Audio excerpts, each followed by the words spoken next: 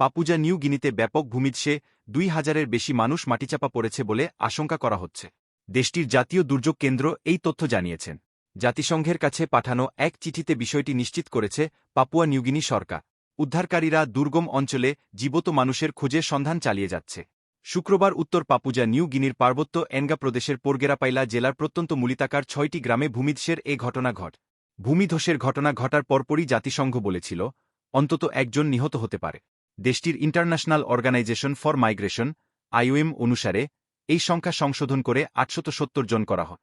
কিন্তু Papua new গিনির দুর্যোগ সংস্থার সর্বশেষ অনুমান অনুসারে এই সংখ্যাটি ২,০০০-এর বেশি।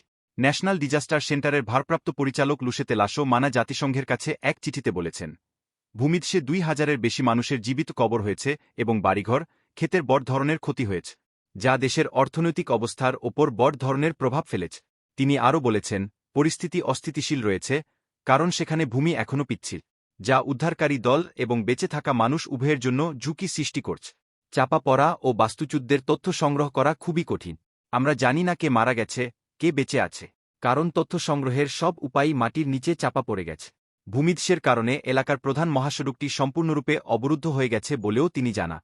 কর্মকর্তারা বলেছেন, প্রতিকূল ভূখণ্ড, ক্ষতিগ্রস্ত রাস্তা এবং কাছাকাছি উপজাতীয় সহিংসতার প্রাদুর্ভাব দুর্যোগ অঞ্চলে সাহায্য পাওয়ার প্রচেষ্টাকে গুরুতরভাবে বাধাগ্রস্ত করেছে।